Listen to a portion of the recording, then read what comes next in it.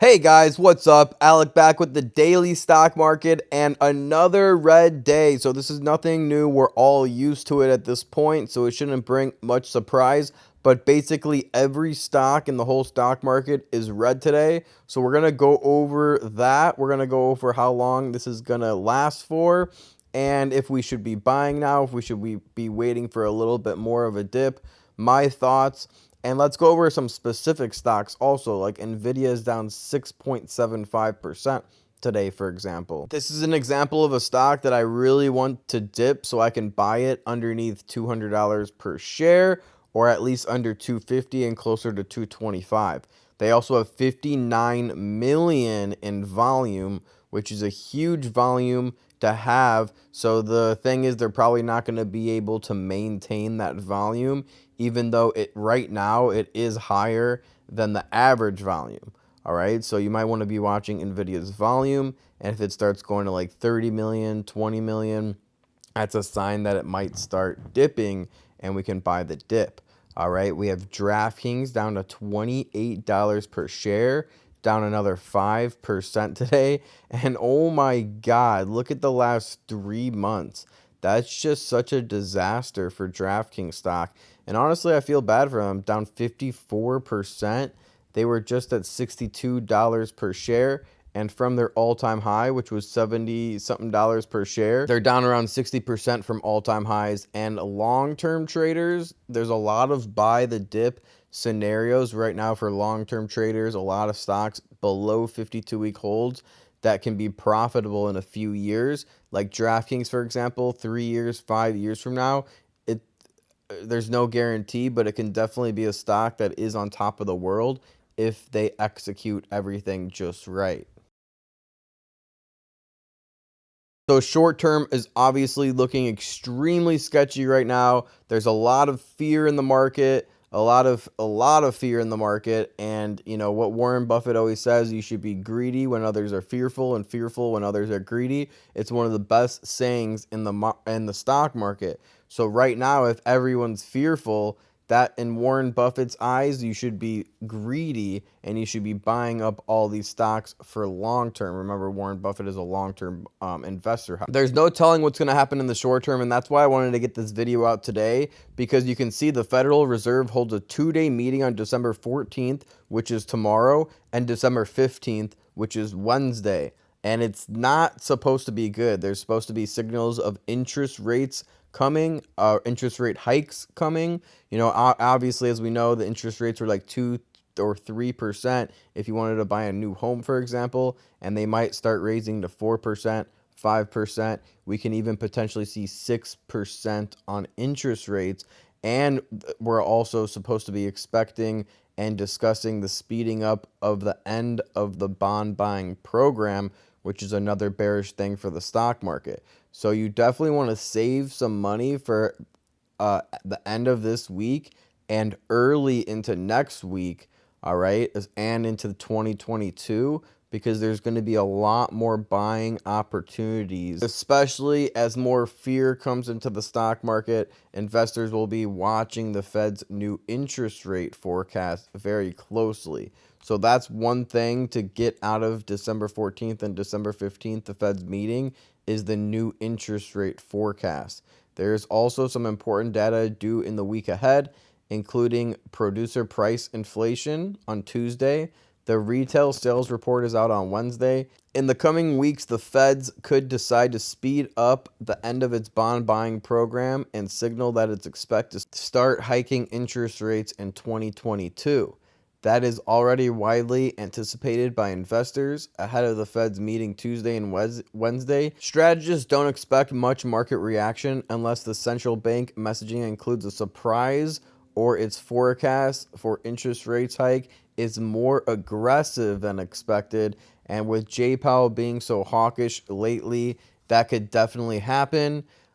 Chairman Jay Powell tipped the warning that the central bank would discuss speeding the tapering of 120 billion monthly bond purchase. So he tipped us off at the December meetings. His comment followed a parade of federal speakers. They all suggested that it could end sooner than the current timeline of June 2020. So you can kind of read this and pause the video and read the rest of the article, or you can even type it in yourself too. Just type in Fed meeting into Google, scroll down, and it's the one by CNBC. Fed is expected to speed up end of bond buying. So right there, you can read it on your own time if you wish. So I know you guys like when I talk about the stock market at more of a broader sense, with the whole meetings coming on Wednesday and Tuesday, which is tomorrow and Wednesday, and some stuff's coming out Thursday. We could definitely see some more red in the stock market. So it might be a good idea to start looking into put options. In the close friends list, we are even looking into several different options. We're looking into put options on Apple, for example, before the bell closed, and then it ended up falling 2% after that. So that's some ideas for you. Some put options can definitely pay off.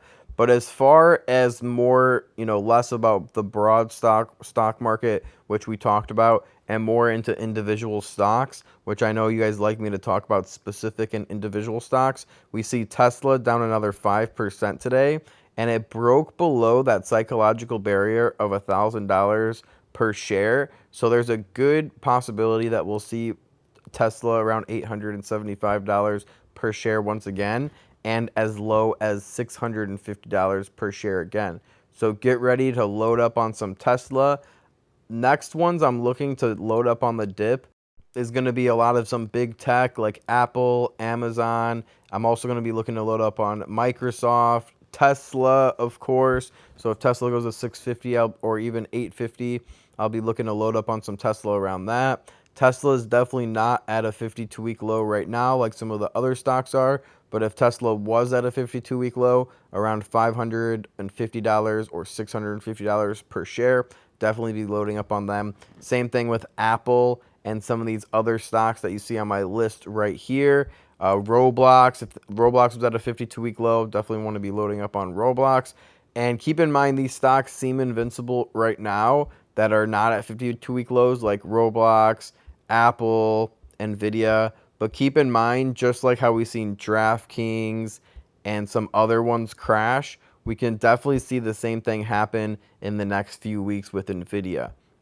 So a lot of people are looking at puts on Nvidia, which is pretty risky in my opinion, because obviously they haven't really had that much downward momentum in the past 3 months.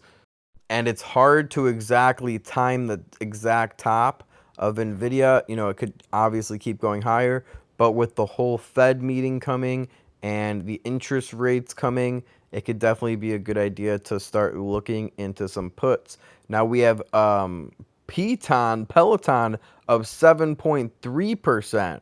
However, in the last year, there's still been decimated, down 65% in the last year and down 75% from all-time highs.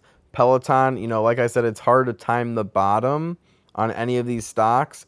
That's why these long-term investors, and if you are a long-term investor or have a long-term portfolio, that's what you should definitely be focusing on right now, because who knows if Peloton's at the bottom short term. Nobody knows what's going to happen with the stock market. It's proven to be extremely unpredictable over the short term, but over the long term, Peloton in the next 2, 3, 4, 5 years can definitely have a huge bounce back after being down 75%. This is a stock that could, go up 200, 300% from current levels it's at. Now, is that going to happen in the next couple months or even in the next 12 months? Probably not. All right. So that's why it's beneficial to be a long-term holder. You don't have to worry about it. You don't have to fuss about it. You don't have to think about it. Oh, is it going to be going up a little bit today? You just put it in your long-term portfolio and you forget about it for years. All right. So that's what I do with a lot of these stocks. That's why I'm buying the dip. Affirm's another interesting one that I'm starting my positions in right around $105 to $115 per share, but I'm not starting aggressive positions yet. I would prefer to see a firm under $100 per share and closer to like that $85 or $65 per share for me to start loading up on long term on a firm. A firm is another stock you want to hold for long term. Buying the dip is really going to pay off. So that's what it's really all about.